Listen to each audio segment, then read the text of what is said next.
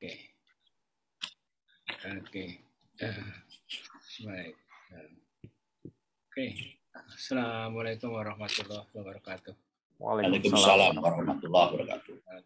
Sore. Ini kita bicara mengenai Earthquake Early Warning System EEWS yang dikembangkan oleh kawan-kawan BMKG dengan narasumber Pak Rahmat Triono. Beliau ini Kepala Pusat Seismologi, Teknik Geofisika Potensial dan Tanda Waktu.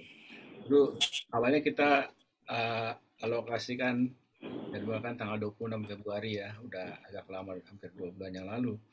Tapi waktu itu kan tiba-tiba Pak Rahmat harus menangani gempa Padang. Ya. Sekarang kita mulai aja Pak Rahmat. Kecuali kalau Pak Andi akan menyampaikan sesuatu dulu, silakan Pak Andi. Enggak Pak, saya kira ada bagusnya kalau terus langsung saja. Terima kasih. Baik Pak Rahmat, silakan Pak Rahmat. Baik, mohon izin senior Pak Andi yang saya hormati, Pak Wendy dan Bapak Ibu. Saya juga kebetulan mengajak tim saya nih, ada Pak Sigit, Bu Titi, Pak Ariska, ya ikut bergabung. Baik, Assalamualaikum warahmatullahi wabarakatuh. Tentunya kami mengucapkan terima kasih atas kesempatan yang baik sekali ini dan mohon maaf tertunda ya dulu 2 bulan yang lalu ya kami sudah siap sebetulnya, tapi tiba-tiba ada event gempa di Sumatera Barat, di Pasaman Barat ya di sana, dan saya harus mendampingi pimpinan untuk survei sampai beberapa hari. Kemudian ada kesibukan yang lain tiba-tiba ya. Terus hari ini saya karena sudah janji ini saya harus menyempatkan diri hari ini untuk memenuhi janji yang sudah tertunda. Sangat menjadi suatu kehormatan tentunya saya diberi kesempatan berbicara di Iptek Voice ini, apalagi dihadiri yang sangat kompeten ya. Dan Pak Andi posisi sekarang masih di BRIN ya Pak ya. Tentunya saya akan banyak nantinya harapan mendapat masukan yang banyak lah terkait dengan rencana ini, karena ini perlu memang banyak masukan dari beberapa pakar ya, termasuk Pak Windy dan Bapak Ibu semuanya tentunya. Baik, menyingkat waktu saya izin share screen. PPT saya mana ini kali ini? Sudah nampak ya Pak ya? Iya Pak, nampak. Baik, mungkin saya slideshow. Nah, baik. Ini kami berikan judul pengembangan INA EEWS Indonesia Tsunami Indonesia Earthquake Early Warning System. Sorry, tadi terbiasa menyebut tsunami ya. Sebelumnya sudah ada Indonesia Tsunami Early Warning System, disingkat INA TEWS. Nah saat ini kita coba untuk mengembangkan namanya, membangun ya, sebetulnya membangun ya. Kalau mengembangkan kan berarti sudah beroperasi sebelumnya, tapi ini belum beroperasi, dan ini membangun INA EEWS Earthquake Early Warning System. Tentunya ini menjadi pelengkap dari sistem peringatan dini yang sebelumnya sudah ada, yaitu Tsunami Early Warning System. Nah, memang untuk melahirkan ini banyak sekali tantangan ya, tantangan mungkin bahkan kayak pesimis karena Bapak Ibu tahu bahwa gempa bumi belum bisa diprediksi. Memang ini bukan untuk memprediksi gempa, tapi mengestimasi. Kemarin sudah kita singgung kecepatan rambat gelombang P dan gelombang S ya, selisihnya di mana gelombang P yang kita untuk tangkap untuk memberikan warning, sesaat kemudian gelombang S yang akan menyusul ya, yang biasanya bersifat merusak. Dalam orde beberapa detik, tentunya menjadi pesimis apakah ini akan berfungsi dengan baik, efektif, memberikan penyelamatan ya, atau efektif untuk mengurangi risiko, baik mungkin nyawa maupun infrastruktur ya. Kalau infrastruktur mungkin lebih ke arah nanti terkait dengan transportasi, dan kemudian mungkin juga terkait dengan industri-industri strategis ya, mungkin kimia, listrik dan sebagainya ya, mungkin kami nanti kita diskusikan. Jadi tentunya memang dengan waktu yang sangat singkat itu tadi pasti pesimis lah apa efektifnya gitu kan, dan kemudian yakinkah apa itu bermanfaat ya. Nah tentunya kami karena sistem ini juga sudah dikembangkan di beberapa negara maju dan terbukti efektif, khususnya dalam hal memberikan peringatan gempa ya, baik yang di kereta cepat maupun di mobile phone ya, televisi kabel dan sebagainya di negara-negara Jepang misalnya itu cukup efektif ya, walaupun hanya berapa misalnya kurang dari 10 detik. Namun tentunya kalau dibandingkan dengan informasi saat ini ya, informasi gempa bumi 5 menit katakanlah atau 4 menit mungkin 3 menit setelah gempa itu terjadi ya, itu saja bermanfaat ya. Dengan gempa bumi terjadi kemudian 5 menit kemudian informasinya dikeluarkan, itu saja saya tanya itu bermanfaat. Apalagi kalau meskipun hanya selisih order berapa detik tapi sebelum guncangan itu terjadi. Namun seberapa efektif mampu menyelamatkan nyawa ya tentunya harus ada sebuah event atau kejadian atau baru bisa dievaluasi. Tapi sepanjang belum ada itu ya kita pasti akan debatable bahwa ini tidak mungkin terjadi, ini kurang efektif dan lain sebagainya.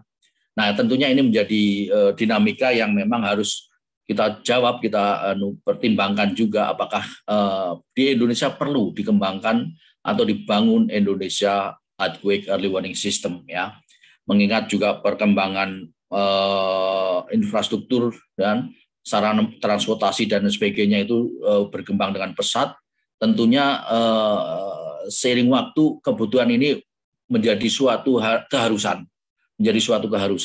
Kalau dulu pada saat gempa Aceh ya, saya masih menjadi petugas operator di pusat gempa bumi ya, menganalisa dengan waktu kurang lebih 1-2 jam ya saat itu. Kemudian setelah gempa Aceh kemudian meningkat menjadi sangat cepat dalam waktu 5 menit. Ini sebuah prestasi yang luar biasa. Dan tentunya saat itu sudah luar biasa, untuk belum sampai berpikir tentang EWS ya, karena saat itu memang kita fokusnya early warning system tsunami ya, dan dengan melompatan menjadi 5 menit sudah hal yang luar biasa. Nah, seiring waktu sudah puluhan tahun sejak Inatius berdiri, tentunya kita tidak berpuas diri bahwa Inatius dengan 5 menitnya saat ini sudah berkurang ya dari 5 menit.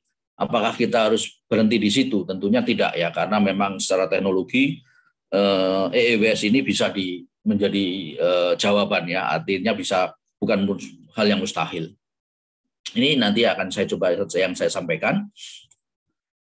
Saya kira kalau langsung ke sini saja, ini kalau tentang apa itu EWS ya, baik saya ini kalau pengertiannya ya adalah perangkat yang dapat digunakan untuk mengurangi bahaya gempa.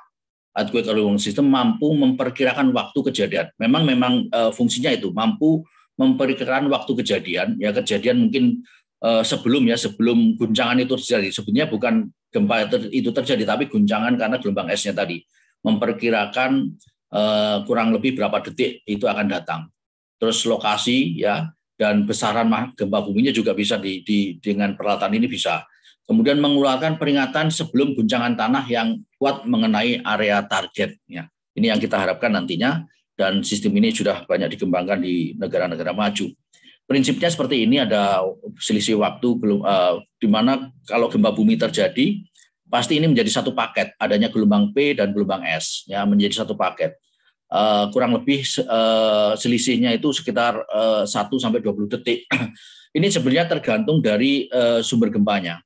Kalau ini tercatat di mana di sensor itu berada, kondisinya seperti ini, mungkin sekitar 20 detik ya selisihnya. Namun semakin jauh dari sumber gempa, selisihnya gelombang S-nya itu akan semakin jauh ya. Itu kurang lebih bisa aja 30, bahkan kalau gempa Aceh saja waktu itu sampai beberapa kali gelombang itu memutar ke bumi. Artinya sejak dari Aceh gelombang P dan S-nya bergerak sampai ke benua lainnya, sampai ke Amerika, sampai ke titik tertentu, dia langsung muter lagi, kembali lagi ke Aceh ya. Tentunya saking besarnya dan semakin jauh dari sumber gempa, maka selisih waktu penjalaran atau cepat rambat gelombang P dan S-nya semakin jauh. Nah, ini tadi fungsi yang akan kita coba tangkap itu adalah gelombang P-nya untuk memberikan warning beberapa saat, kemudian gelombang S-nya akan menyusul. Konsepnya seperti ini kalau dipetakan, gelombang kuning adalah gelombang P-nya, yang S merah adalah gelombang P-nya, di mana gelombang P masuk duluan, di situ ada digambarkan adanya sensor ya, sensor kemudian mencatat. Nah, kemudian dikirim ke dengan satelit ke BMKG, kemudian seterusnya dianalisa ya secara otomatis semuanya memberikan warning. Harapannya di setiap lokasi nantinya juga akan menghitung mundur. Di mana sensor itu dipasang, di situ juga mampu secara otomatis menghitung mundur berapa detik kemudian gelombang S akan datang. Ini gambarannya seperti ini. Tentunya ini menjadi dasar juga nantinya kalau saat ini belum ke sini ya, karena kami membutuhkan kalau evaluasi semua event gempa harus kita catat hitung mundurnya, meskipun ya karena belum menjadi info publik karena masih terbatas di kita, sehingga semua gempa ya kita harapkan untuk bisa kita hitung mundur. Tentunya kalau sudah menjadi operasional ya kita ada batasannya, kira-kira batasan mana yang harus dihitung mundur. Jangan sampai nanti gempa-gempa yang tidak dirasakan juga akan dihitung mundur. Pada akhirnya masyarakat karena seringnya dihitung mundur dan tidak dirasakan, mungkin kemudian hari tidak akan percaya lagi. Dan kemudian hari begitu ada event gempa besar, malah dia tidak melakukan evakuasi sama sekali. Nah, tentunya kalau saat ini karena masih masa uji coba, kita mencatat semuanya event setiap gempa baik di atas 5 maupun di bawah 5 untuk coba dievaluasi. Ke depan tentunya berdasarkan berapa intensitas kira-kira, bukan magnitudo. Kalau magnitudo misalnya gempanya di Jawa Timur dengan magnitudo 8 ya, sampai ke Jakarta misalnya guncangannya hanya tinggal 2 ya, atau mungkin bahkan tidak dirasakan misalnya. Jadi kalau berdasarkan magnitudo nanti itu bisa dihitung mundur sampai Jakarta, tapi berdasarkan berapa guncangan di Jakarta, mungkin akan lebih baik seperti itu. Jadi ada batasannya. Kalau hanya 2, mungkin akan sering sekali ada intensitas 2 MMI ya, sehingga mungkin, dan itu sebetulnya kalau 2 MMI sebetulnya tidak berdampak merusak sama sekali. Mungkin nantinya ada batasannya, apakah mulai di atas 3 MMI atau 4 MMI gitu kan. Tentunya perlakuan ini akan berbeda kalau untuk kereta cepat ya. Kereta cepat mungkin karena laju kereta cepat sangat cepat dengan guncangan 3 MMI bisa saja mempengaruhi laju kereta, bisa saja mungkin karena diguncang sedikit jalur keretanya sehingga bisa aja kereta keluar dari jalur ya mungkin.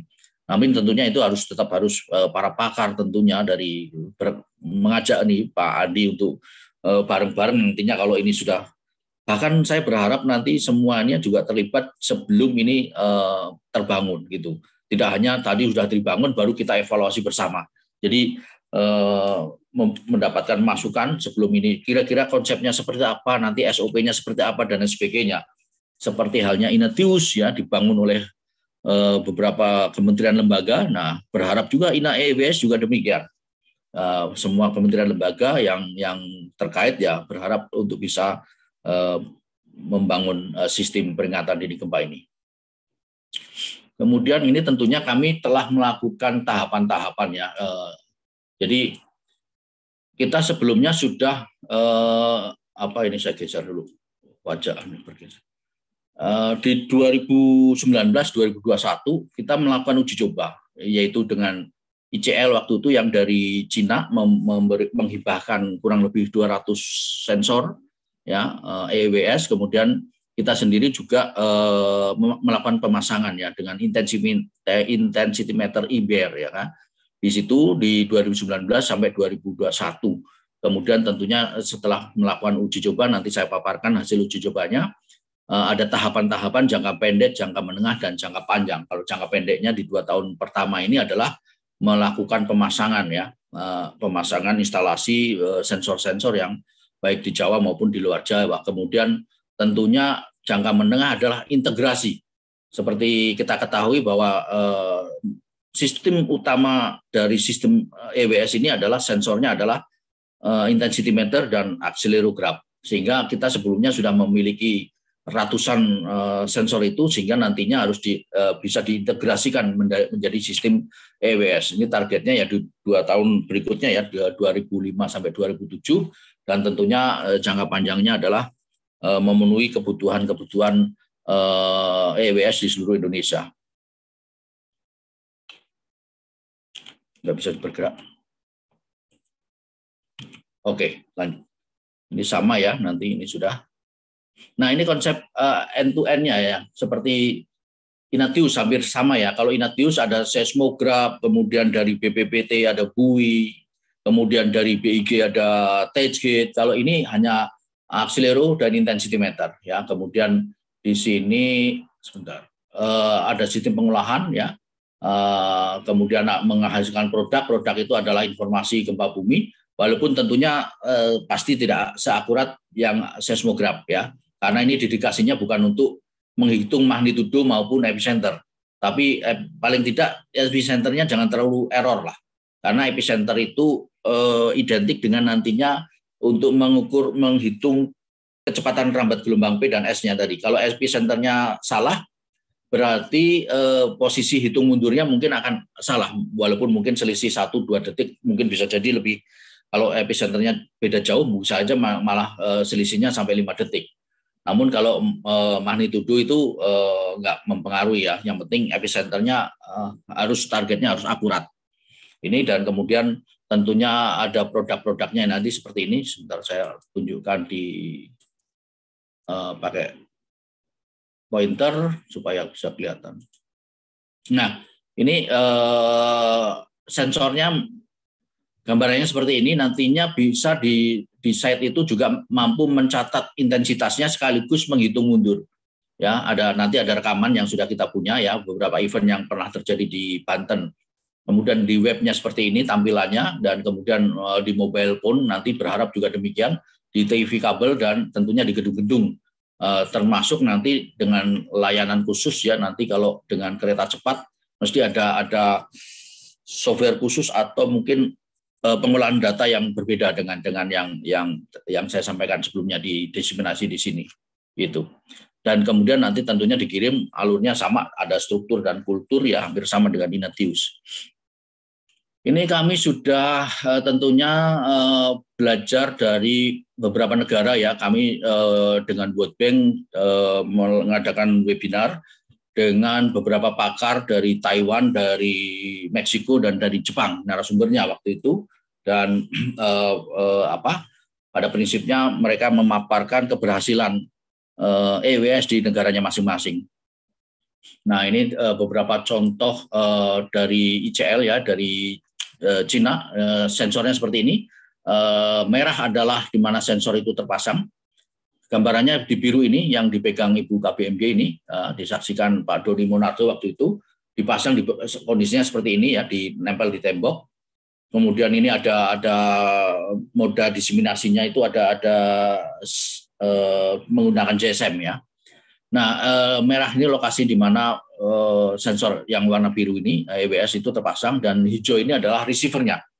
Jadi kalau yang ini sensor itu tidak berfungsi untuk menghitung mundur, namun hitungan mundur berada pada di mana kotak hijau itu berada. Misalnya receivernya di sini ada beberapa ya. Ini kebetulan karena masih uji coba, kita hanya pasang di UPT BMKG ya, di Geofisika, termasuk di Jakarta ya, di Jakarta yang kita pasang receivernya. Jadi kita beberapa sudah ada event gempa mampu menghitung mundur dengan baik. Nah, ini mungkin bisa sebentar ini saya anunya gimana nih? Kalau ini gimana? Stop pointernya gimana nih?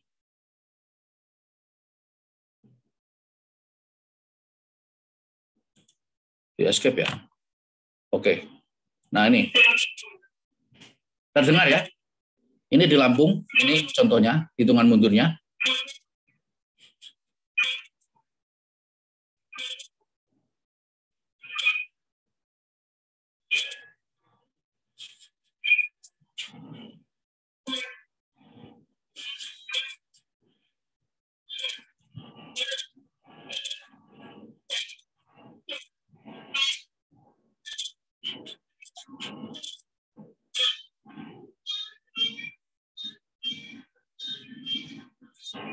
Terdengar ya suara ya, Bapak Ibu.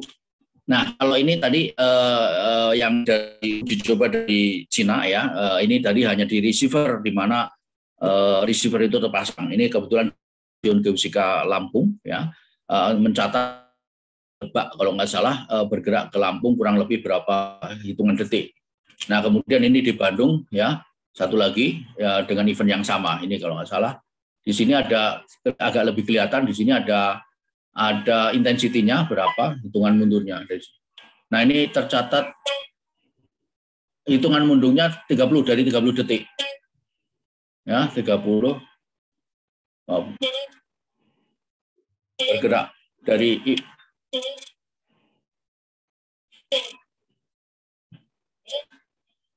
30 detik untuk jarak berapa dari pusat epicenter ini, Pak?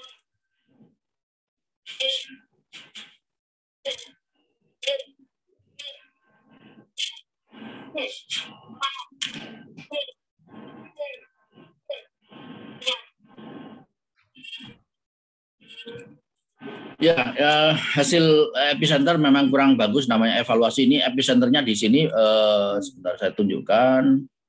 Epicenternya di sini di Selat Sunda ya. Namun hasil di sini ada di darat. Ya, epicenter hasil ini baik yang di hasil ICL itu ada di darat, sehingga tentunya ini kalau posisinya itu akan mungkin mestinya hitungan detiknya lebih lama menjadi lebih cepat ya. Di sini hasil dari evaluasi ini beberapa ini nantinya kami akan melakukan relokasi beberapa sensor. Ini lagi yang ada di kantor pusat, saya coba.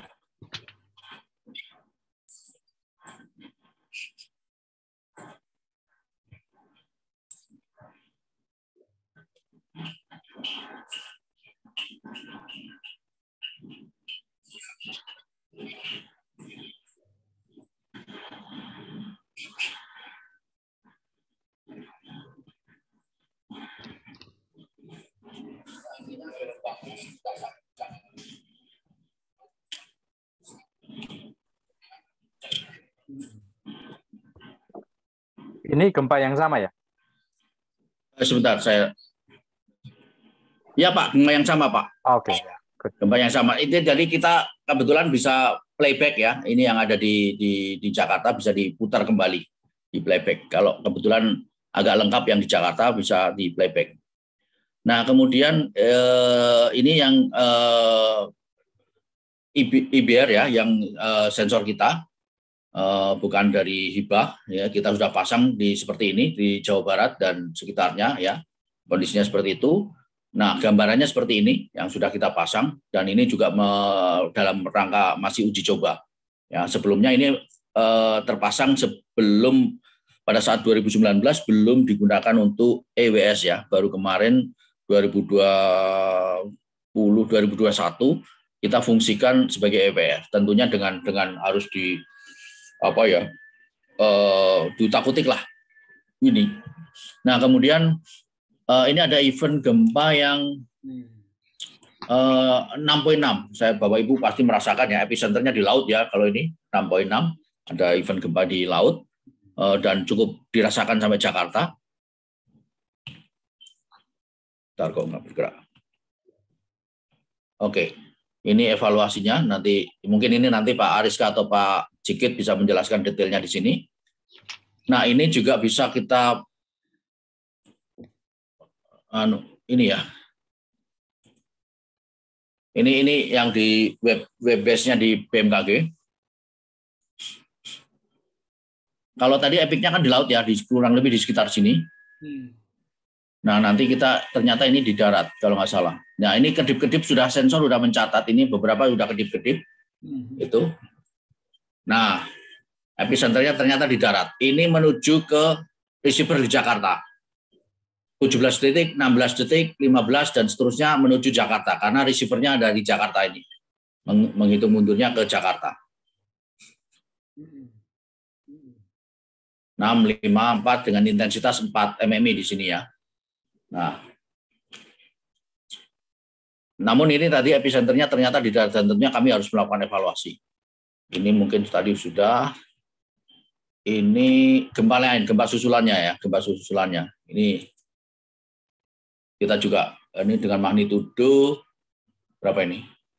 Ini yang tanggal 15 Januari. Tadinya kan tanggal berapa tadi ini yang 6.6? 14 ya. Ini sudah berjalan kah? Berhenti ya? Oke. Ini yang gempa susulan ya, beda-beda ini. Kebetulan yang ini bisa di laut ya. Karena itu tergantung sebaran sensor sebetulnya. Baik, terus lanjut. Nah, ini yang di lokasi ya, itu mencatat di sini ada 2 mmi, kemudian ada intensitasnya di bawah 2 itu ada hitung mundurnya ya. Hitung mundurnya. Intensitas dan ini. Dan ini yang di onset-nya.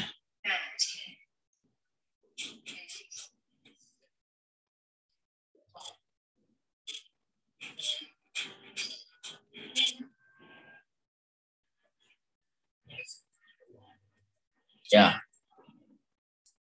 ini kebetulan yang bisa kita intensitasnya 2. Ini kebetulan yang sudah pada saat itu karena ada hitungan mundur, teman-teman di UPT mampu langsung melakukan record ya, merekam. Ini beberapa yang dengan magnitudo 6.6 di beberapa lokasi Bandung, Tangerang dan Bandung, Tangerang dan Lampung. Ini hasil evaluasi epicenternya ya. Kalau epicenternya, kalau BMKG epicenter berdasarkan hitungan catatan seismograf di lingkaran putih, kemudian EWS-nya di kotak. Itu misalnya di sini agak ya epicenternya di sini, tapi ternyata ada di sini. Ya tentunya memang ini jumlah sensornya masih belum memadai ya, belum memadai karena juga uji coba beberapa event yang cukup. Ini tadi ada yang di sini ternyata ada di darat ya, yang kotak merah ini dan ini beberapa lokasi hasil catatan kami gempa-gempa yang di sekitar Banten, Lampung dan Jawa Barat. Ini yang hasil IBR-nya ya, ini juga hasil evaluasinya. Nah tentunya hasil evaluasi ini menjadikan kita ya karena ketidakakuratan epicenter kita juga melakukan relokasi, beberapa relokasi. Ini adalah kita membuat simulasi berdasarkan kalau ini sesar Cimandiri ya, softwarenya ada. Kita kalau ada gempa sesar Cimandiri berapa sih sampai di Bandung, berapa sih sampai di Jakarta. Kalau dari simulasi ini sampai di Jakarta 12 detik ya, sementara di Bandung 22 detik. Kita coba running. Kita play, belum kok nggak mau. Oke.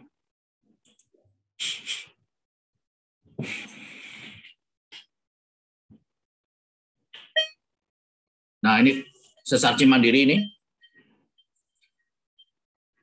Gelombang P sudah sampai Bandung. Gitu. Nah gelombang S-nya menyusul. Jakarta sudah disentuh gelombang P dan menuju ke Bandung. Ini kalau sesar Cimandiri. Kemudian ini sesar Lembang ya. Sesar Lembang ternyata disimulasikan itu 0 detik. Jadi begitu bersamaan ya, karena memang sangat dekat dengan Bandung ya, sangat dekat dengan Bandung sehingga kita simulasikan ini. Nah, ini.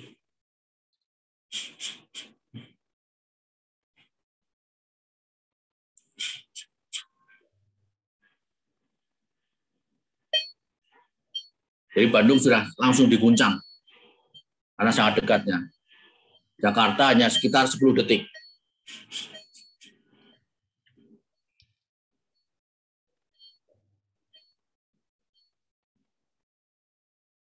Oke, dan ini kalau di megatrust subduksi ya, itu kurang lebih kalau sampai Jakarta tentunya memang tergantung epicenternya. Kebetulan yang kita simulasikan epicenternya yang seperti ini ya, di latitude longitude-nya di situ, sehingga kurang lebih sekitar 30 detik sampai Jakarta dan Bandung 29 detik.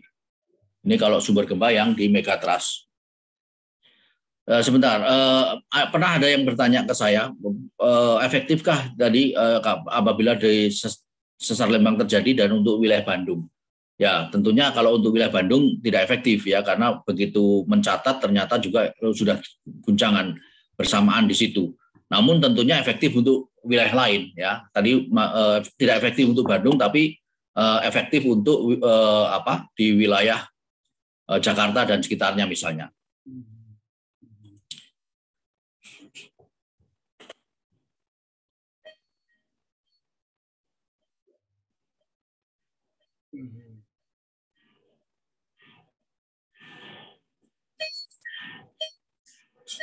Ini yang subduksi.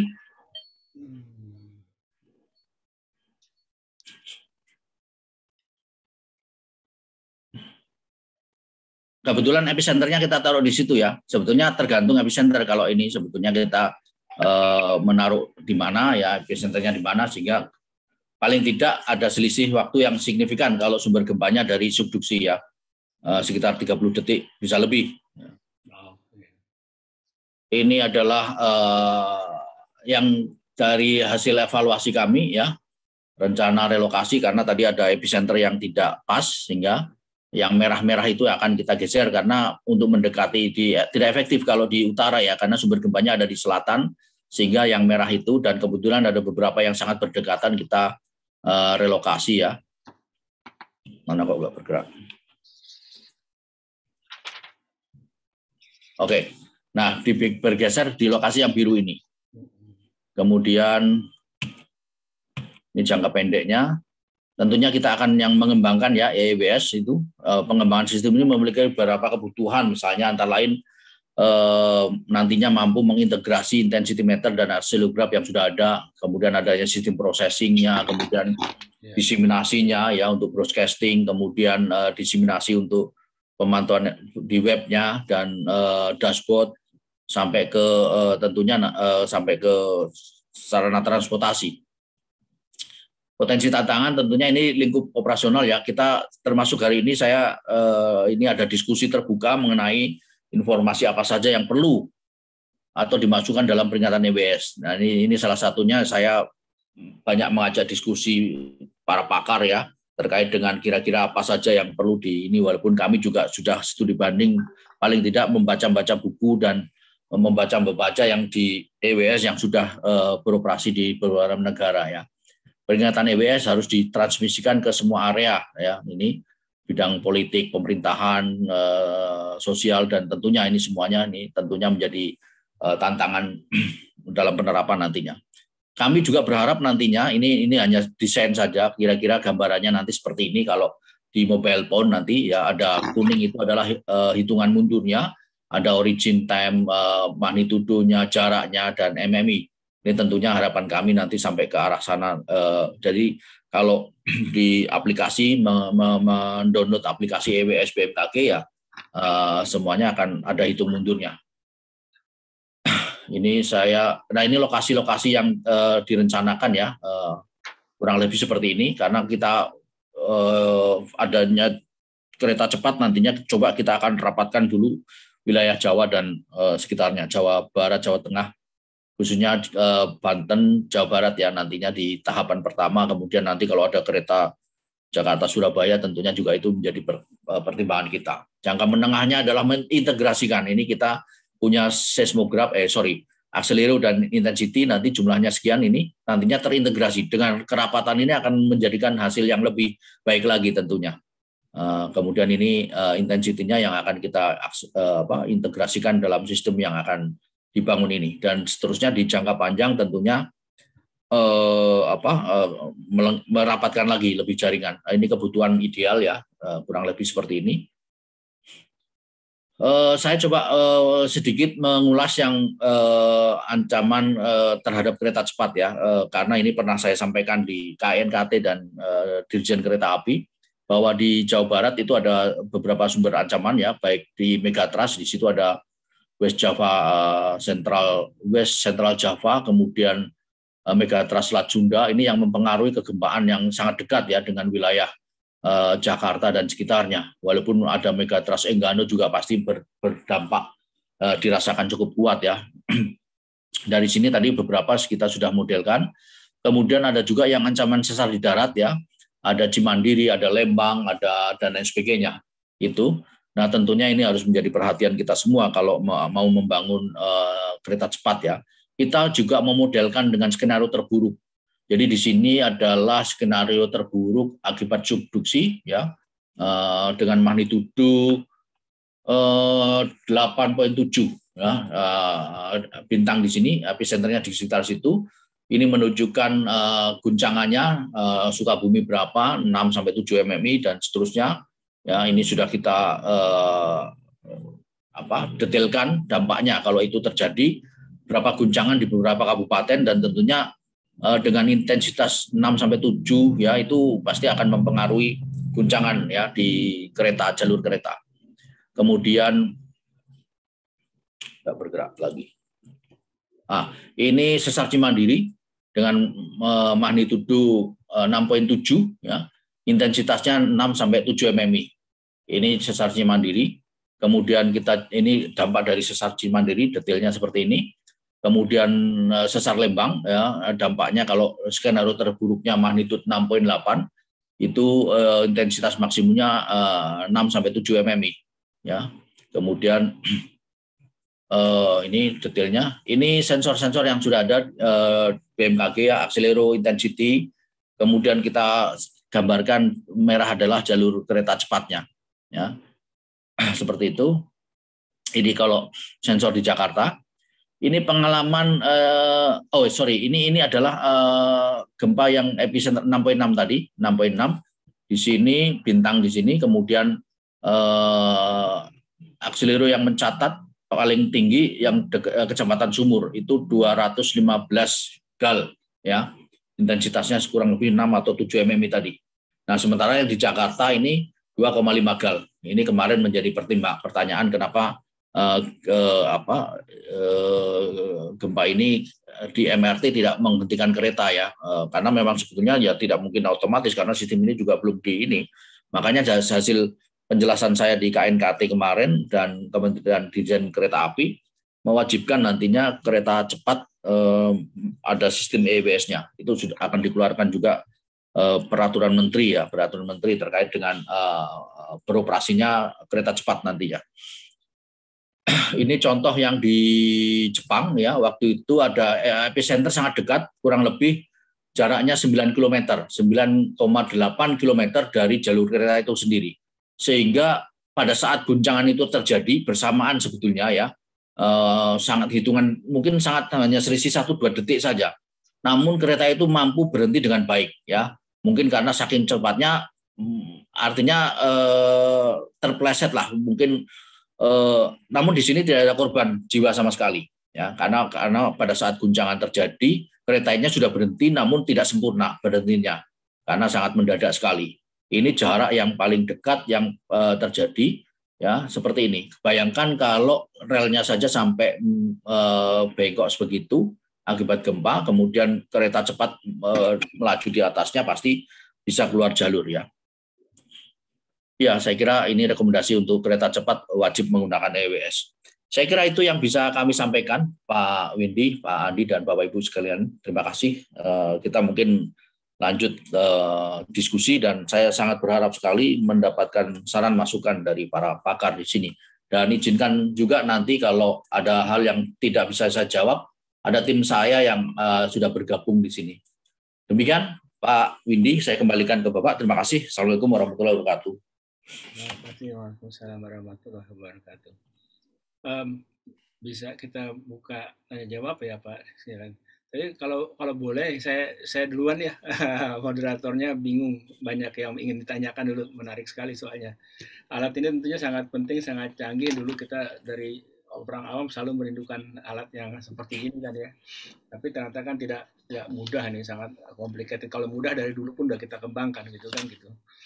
Pak, yang pertanyaan saya awam sekali nih. Tadi yang Bapak tunjukkan itu sekian detik itu ya, itu adalah pertanyaannya adalah apakah itu selisih dari P dan S saja, ataukah itu S saja, atau memang selisih P dan S tapi sudah net dengan termasuk apa ya namanya, termasuk delay di sistem.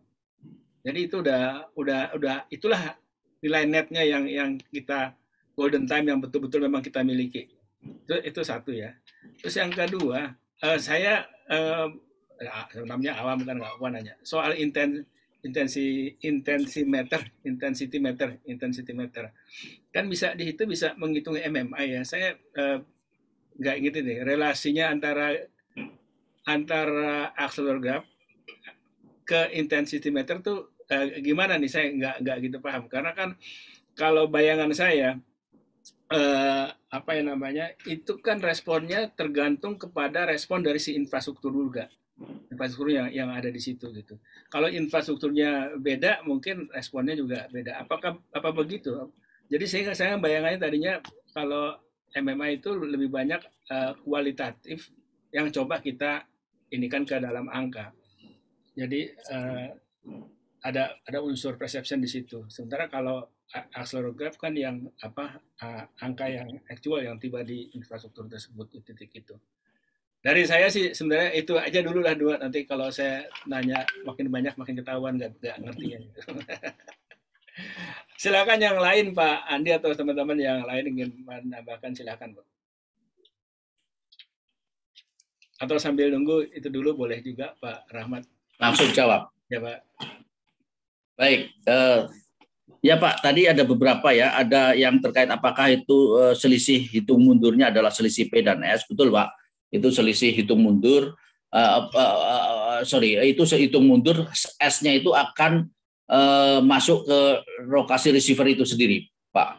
Jadi bisa saja bukan selisih antara P dan S, tapi hitung mundur terhadap di mana receiver itu berada, kurang lebih S-nya berapa detik kemudian, gitu Pak.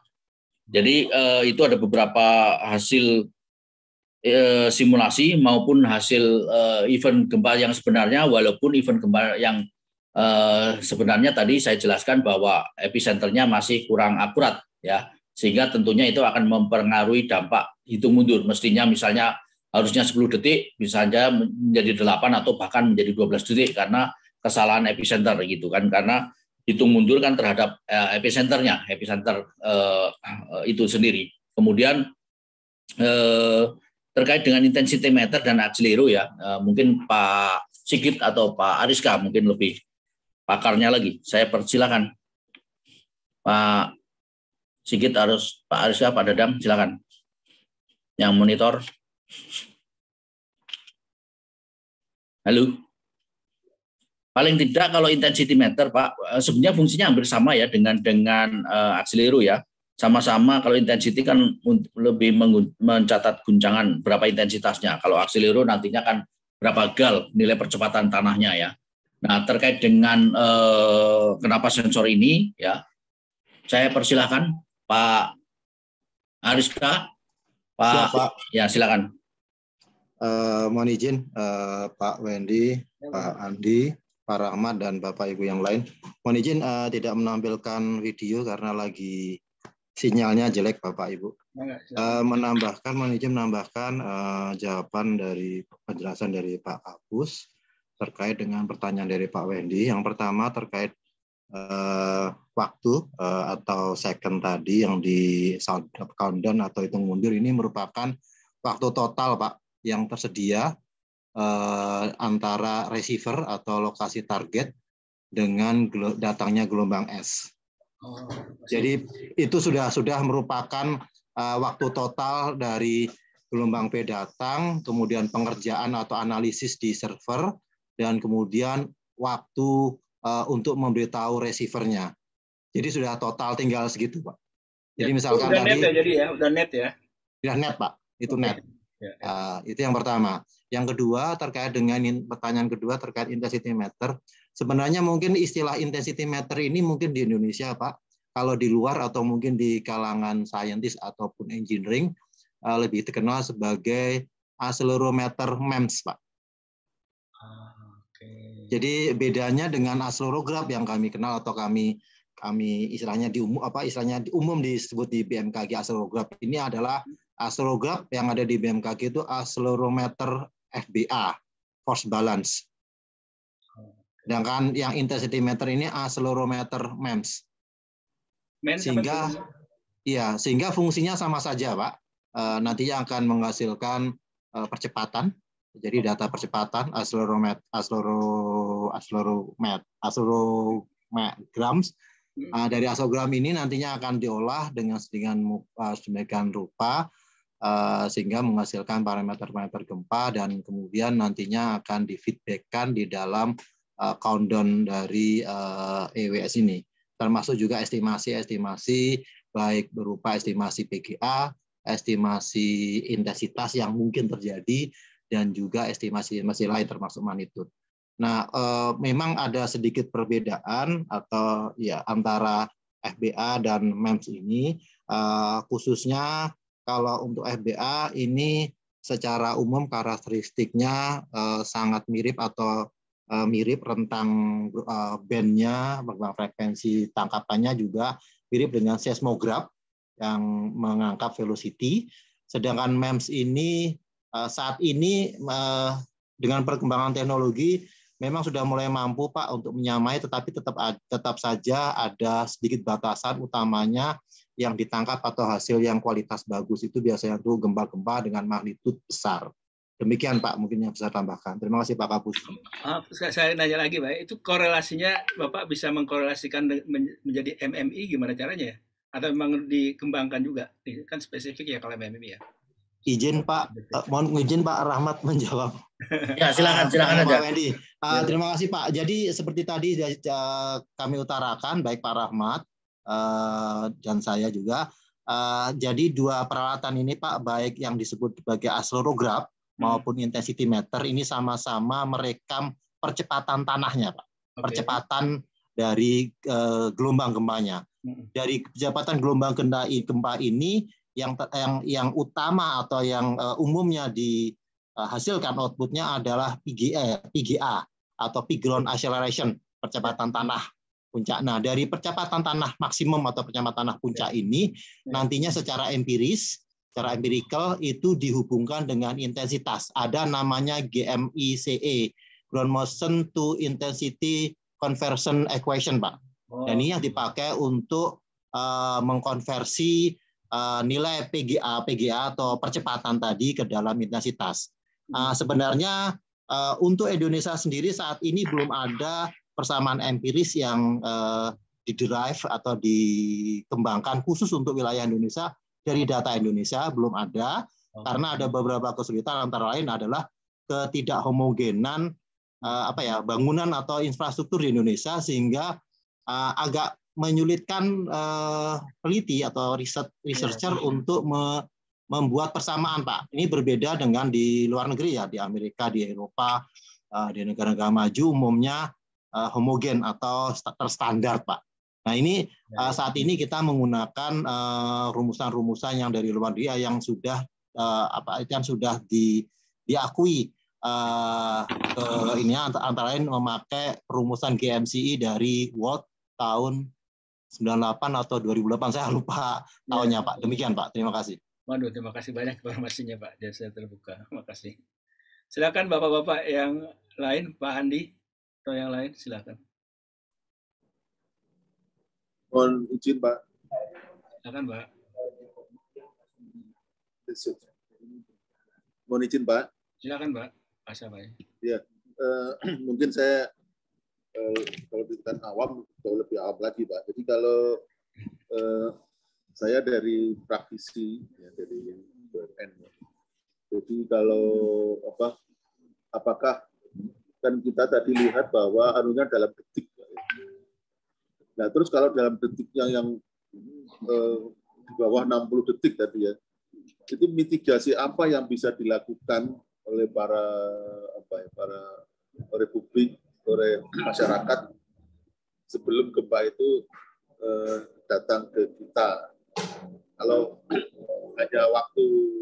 dikatakan hanya waktunya cuma sekitar 20 detik atau berapa, itu kan kalau untuk peralatan-peralatan yang seperti kereta cepat kan masih bisa dipasang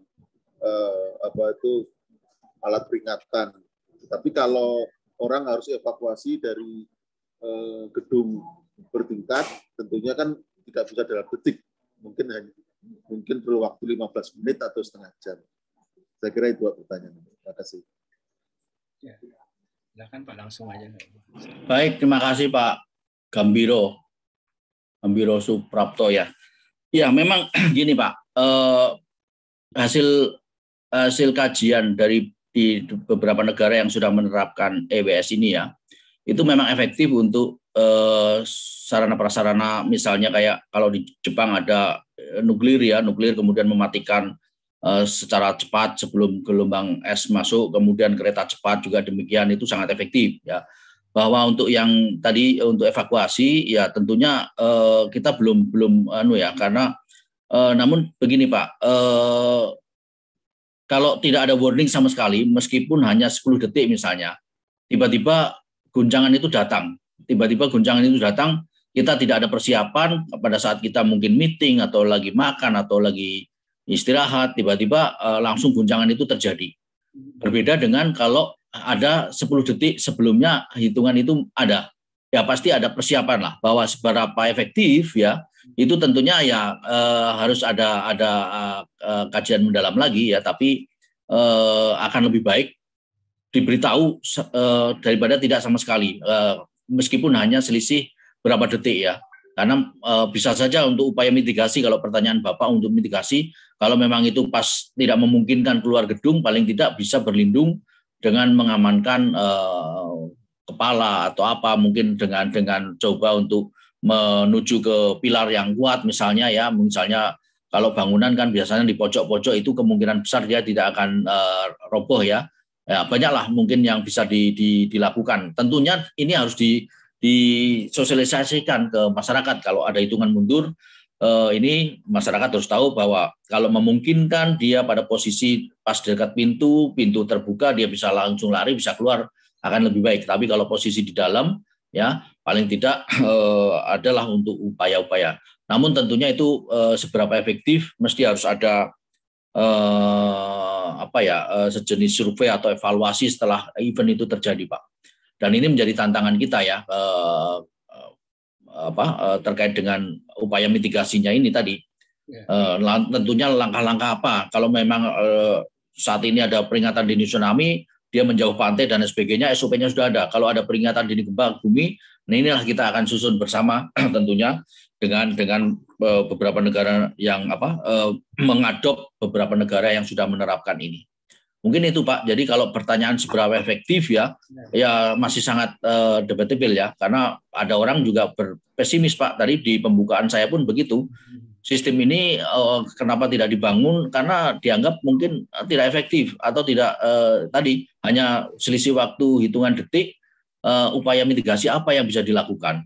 Nah, namun tentunya tadi saya bandingkan kalau saat ini gempa bumi saja informasinya setelah 5 menit setelah terjadi gempa itu juga ada manfaatnya, apalagi kalau sebelum guncangan itu terjadi.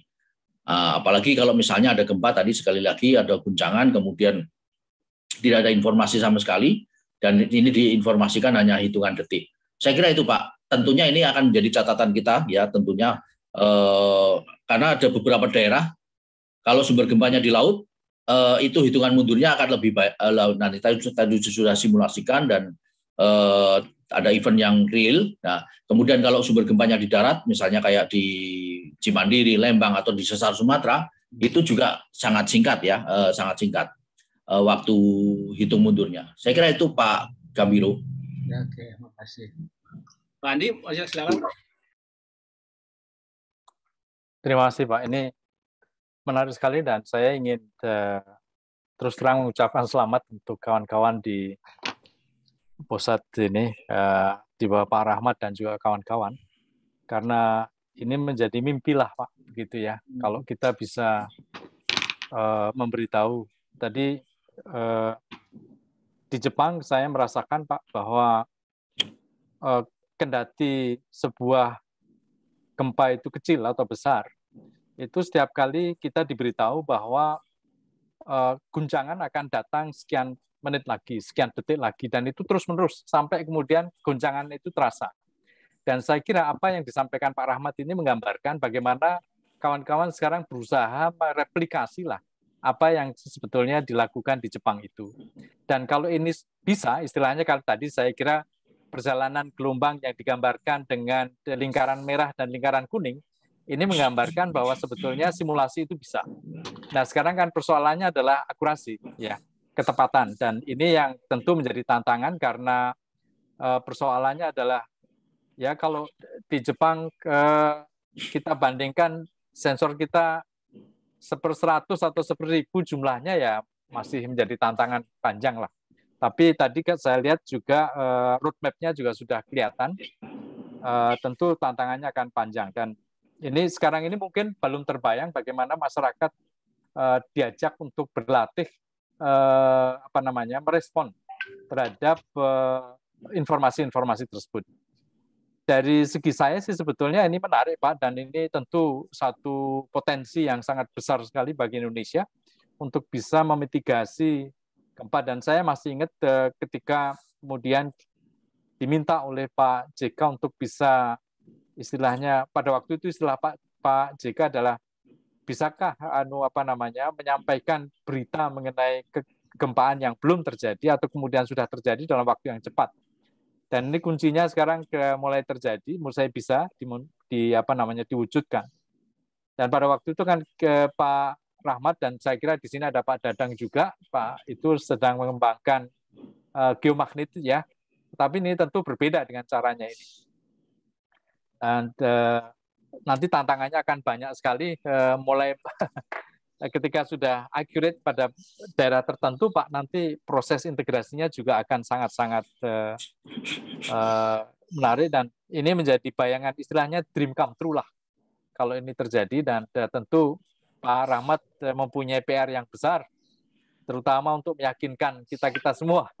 Tetapi dengan kenyataan bahwa kereta cepat itu sudah mulai berjalan dan tadi yang terjadi di Jepang itu bisa istilahnya meleset begitu ya. Dan kalau kemudian kita bandingkan dengan yang 16 Maret kemarin, gempa kemarin, itu 7,4 itu tidak terjadi apa-apa istilahnya. Korban pun hanya 4 kalau nggak salah. Itu pun juga sebetulnya orangnya sudah sepuh lah begitu ya. Jadi kalau itu bisa terjadi, istilahnya bisa diwujudkan bagi Jepang dan Indonesia sekarang memulai dengan kelompoknya Pak Rahmat ini, saya kira menjadi sebuah impian betul lah gitu, istilahnya dream come true yang betul-betul memang diinginkan. Dan saya tidak tahu apakah nanti disupport oleh semuanya, tapi paling tidak ini menjadi sebuah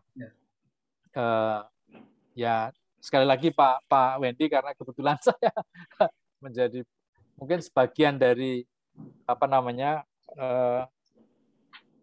badan saya sebagian juga inginnya sudah terlaluan melihat bahwa ini jadi ya gitu ya. Tapi kan Indonesia luas sekali dan itu menjadi sebuah persoalan tersendiri, tantangan tersendiri. Dan salut Pak untuk ke Pak Rahmat dengan keterbukaan informasi dan juga diskusi-diskusi yang sudah mulai muncul dan kemudian bukti yang kendati bukti bahwa itu sudah mulai bisa dilakukan pengukurannya, walaupun belum cukup teliti, tapi dan itu tentu saja belum bisa dipindahkan, istilahnya didiseminasikan pada publik, tetapi mudah-mudahan ini betul-betul bisa menjadikan awal yang cukup bagus untuk Indonesian early warning system. Saya tidak bertanya Pak Wendy tentunya, saya ingin ingin mensupport itulah istilahnya. Terima kasih Pak. Oke. Kalau Pak sebenarnya saya tanya lagi. Silakan Pak. Jadi gini, tadi pertanyaan Pak Gambiro sekarang mewakili seluruh masyarakat awam lah. Nah di ujungnya itu yang paling penting. Tapi kami kok saya mewakili. Tapi saya yang sebahagian juga dari masyarakat transportasi merasa ini sangat amat penting. Kaki saya separuh di transportasi, kaki saya separuh di orang struktur. Ini hal yang amat sangat penting bagi kita. Karena golden time itu sekalipun sedetik itu sangat penting. Misalnya pesawat mau mendarat, Pak, Bapak kasih tahu 2 detik atau 1 detik sebelumnya, atau mau take off 1 detik atau 2 detik, itu akan sangat penting sekali, menentukan sekali apakah dia bisa selamat atau tidak. Jadi memang cakupannya dibeda-beda ya. Jadi tadi yang Pak Rahmat katakan dan Pak Gambiro katakan nih, itu akan bermanfaat untuk di masing-masing infrastruktur yang beda responnya, dan masing-masing itu harus tailor responnya. Kalau di gedung dikasih waktu misalnya 20 detik oleh Pak Rahmat ya, gedungnya mana dulu, saya posisi di mana. Kalau di bawah ya saya keluar. Tapi kalau saya di lantai 8, ya tadi Pak Rahmat bilang, saya mungkin cover kepala saya atau dekat kepala saya, dan di gedung itu dia harus mempunyai SOP yang semua satpamnya tahu. Misalnya sebagai contoh, gedung sekarang, gedung dulu kalau kayak gedung BPPT itu ya, gedung BPPT yang depan itu sebelah kiri kanannya itu yang tadi Pak bilang itu ada 2 ya.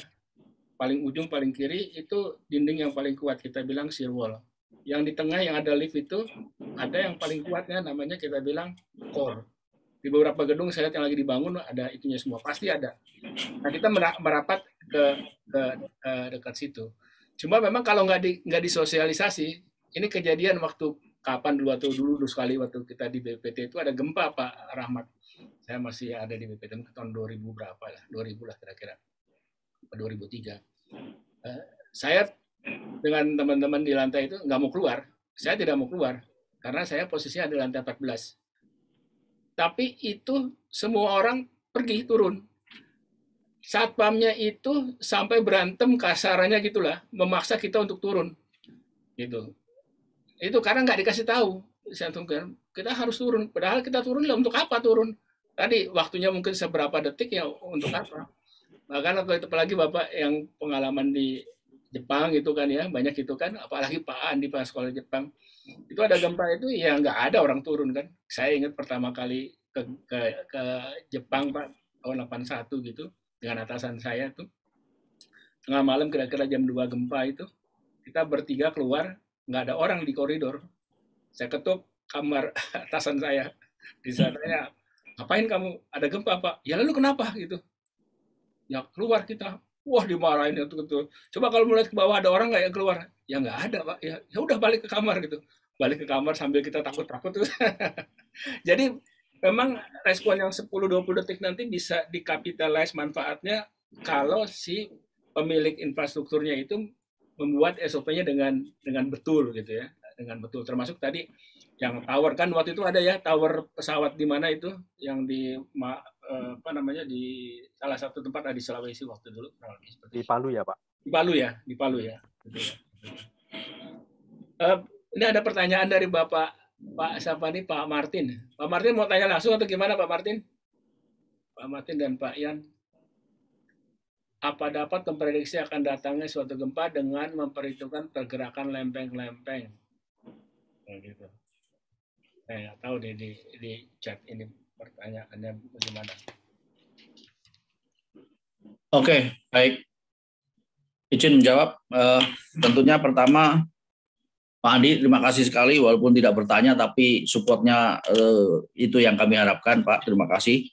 Memang tadi Bapak menyinggung salah satunya adalah akurasi ya Pak ya, menjadi catatan kami dari hasil evaluasi. Akurasi sangat penting. Karena bagaimanapun juga dalam hal khususnya epicenter ya, kalau saya di sini sudah setahun ini saya memonitor hasil evaluasi itu kan, ini fungsi ini kan untuk hitung mundur ya, yang paling pas untuk hitung mundur ya di mana sumber gempanya, artinya epicenter, bukan magnitudonya nggak akurat tidak masalah. Misalnya hasil seismograf 7.8 sementara ini magnitudonya 6 misalnya tidak masalah. Yang penting hitung mundurnya itu betul-betul persis di mana epicenternya ini. Nah, hasil evaluasi kami memang salah satunya kurang karena mungkin kita ternyata menemukan pertama dari segi sebaran, distribusi jejaring sensornya itu sendiri. Yang kemudian ada juga ternyata mungkin setting time waktunya juga. Ya, ini menjadi krusial karena ini harus satu waktu yang sama. Nah, tentunya ini menjadi pertimbangan kita atau evaluasi kita, nanti cek semuanya harus time-nya yang sama karena ini tentunya kan yang setting kan bukan kita ya, penyedia waktu itu, sehingga kita tidak mengontrol satu persatu misalnya. Satu persatu betul, mungkin dia hanya fokusnya terpasang iya, tapi ternyata time-nya tidak pas sehingga ini mempengaruhi. Ini tentunya akan kita evaluasi juga. Dan tentunya berharap sekali Pak Andi bahwa apalagi posisi Bapak ada di BRIN ya, kami betul-betul berharap ini teman-teman dari BRIN juga ada, Pak Ian juga ada, kemudian ayolah kita bareng-bareng ya, seperti halnya waktu membangun Inatius dulu, kita bersama ya. Di sini saya merasa masih sendiri nih Pak, jadi ini perlu dukungan ya, saran masukan dari para Bapak Ibu semuanya. Ya Pak Wendy, betul Pak, saya sepakat ya tadi sejalan dengan yang sampaikan Bapak. Tentunya yang pasti nantinya harus ada SOP nantinya. Kuncinya di situ. Ya SOP tindak lanjut dari kalau sistem itu berjalan dengan baik. Karena beberapa kasus yang disampaikan Bapak saya sangat sepakat tadi. Kemudian Pak Martin tadi kalau pertanyaannya apakah dapat memprediksi akan datangnya suatu gempa dengan mempertimbangkan pergerakan lempeng. Ini sama sekali tidak, Pak. Ini bukan untuk memprediksi atau memprediksi gempa itu akan terjadi. Sebetulnya alat ini gempanya sendiri sudah terjadi, Pak. Gempa buminya sudah terjadi, namun hanya memanfaatkan perbedaan selisih waktu gelombang P dan gelombang S ya. Tadi saya sudah sampaikan di depan, mungkin sebentar ini ada PowerPoint yang ini. Nah, mungkin di sini ya. Ini nampak ya sudah ya? Ya, nampak. Ya. Ini jadi di mana gelombang P-nya yang kita tangkap untuk memberikan warning gelombang S akan datang, akan menyusul gitu kan. Sebetulnya ini satu paket bahwa ini gempanya sudah terjadi, hanya kita menangkap bahwa kita tahu bahwa gelombang S itu sifatnya merusak. Nah, sementara gelombang P datangnya di duluan untuk memberikan warning gelombang S. Jadi ini bukan untuk memprediksi gempa itu akan terjadi atau tidak, namun ini gempanya sudah terjadi, namun guncangannya saja yang akan kita berburu, kita kejar guncangannya berapa detik kemudian sih guncangan itu akan terjadi kalau gempanya itu sudah terjadi. Karena tadi ini mekanismenya kan gempa bumi pasti satu paket, ini gelombang P dan gelombang S itu beriringan. Ya, beriringan datang P dulu dan kemudian disusul oleh gelombang S. Saya kira itu Pak Martin ya, Pak Martin ya. Ini bukan untuk memprediksi akan gempanya terjadi. Ini gempanya sudah terjadi, namun sekali lagi untuk menghitung mundur akan guncangannya yang kuat itu segera bisa kita ketahui. Demikian. Nah, ada lagi pertanyaan, Ibu Bapak-bapak sekalian? Pak Rahmat, ini sangat bermanfaat sekali sebetulnya ini, dan saya kira ke depan itu banyak pihak yang memerlukan data dari Pak Rahmat ini untuk kerjasama supaya tadi pada akhirnya kan mitigasinya apa yang harus kita bisa lakukan itu. Nah, cuma karena kita ini mungkin bulan puasa dan itu waktunya sudah menjelang teman-teman siap-siap barangkali. Jadi kelihatannya nggak gitu banyak juga kawan-kawan yang bisa partisipasi. Pak Rahmat, mungkin nanti bisa kita ulang di lain waktu ya Pak Rahmat ya. Ini sekali. Dan sambil itu barangkali juga khususnya Pak Rahmat dan kawan-kawan udah bisa lebih banyak berkembang. Tapi saya sebetulnya ingin menyatukan gini informasi yang tadi itu Pak Rahmat ya.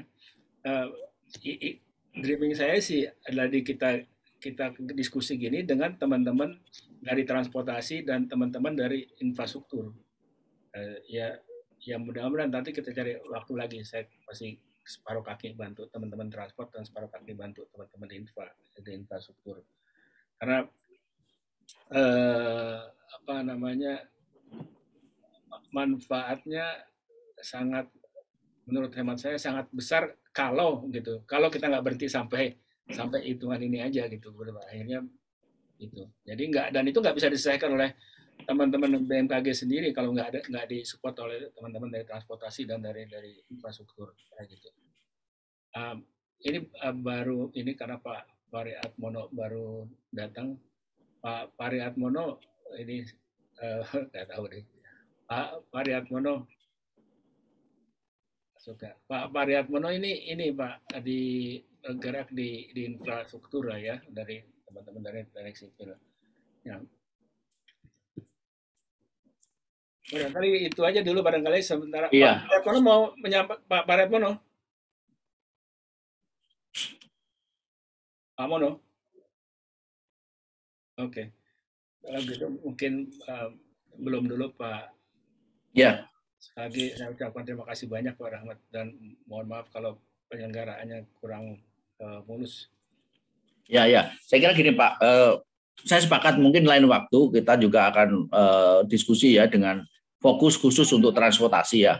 Ini mungkin kita cari waktu yang pas lagi, karena kira-kira sih dari transportasi kebutuhannya apa dan kita punya apa gitu kan, sehingga kita bisa saling share ya. Misalnya dalam saat ini mungkin kami belum sampai masuk ke transportasi, paling kemungkinan nantinya adalah sensor-sensor itu bisa dimanfaatkan oleh teman-teman transportasi ya, di mana untuk menangkap gelombang P, dan sementara teman transportasi menyediakan perangkat untuk bagaimana menghentikan kereta.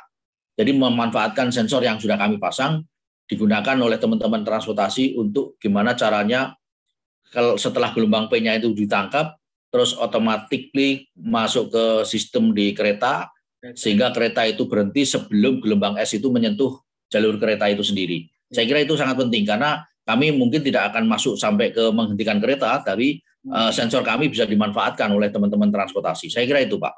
Ya, kereta, airport ya, di tower. Ya, kemudian MRT ya, sama juga kereta ya, itu MRT, LRT juga, kereta cepat itu penting. Saya mengundang teman-teman dari kereta cepat, tapi waktu itu janji hadir, tapi rupanya mungkin kebetulan ada acara barangkali. Ya. Nanti kita atur lagi. Baik, Pak Rahmat, sekali lagi terima kasih, dan kawan-kawan dari BMKG yang lain, selamat berbuka puasa nanti. Terima kasih, Pak. Baik, terima kasih juga. Saya mohon izin kami mewakili teman-teman appreciate sekali dengan penyelenggaraan Iptek Voice ini, dan tentunya mohon maaf dulu sempat tertunda, dan kami siap untuk berdiskusi lebih detail lagi ya di lain waktu. Kalaupun mungkin bukan saya, nanti saya punya tim untuk kita diskusi. Tapi saya berharap untuk saya bisa hadir sendiri ya nanti tentunya dengan tim saya. Saya kira itu Pak. Terima kasih sekali kami sampaikan, dan Assalamualaikum warahmatullahi wabarakatuh. Waalaikumsalam warahmatullahi wabarakatuh. Nanti berikutnya juga mungkin saya kalau gabung sesinya, gabung pisah khusus ini dengan infrastruktur Pak, dengan gedung, karena ini Pak Mono baru waktu itu kita undang, tapi beliaunya baru saja gabung, karena Pak Baranto juga membuat ada kajian juga untuk merespon atau mitigasi dari sisi gedung. Baik, ya, Pak. Terima kasih sekali Pak, sekali lagi Assalamualaikum. Terima kasih Pak, terima kasih Pak, terima kasih. Assalamualaikum warahmatullahi wabarakatuh. Terima kasih semuanya. Izin live Pak. Pak.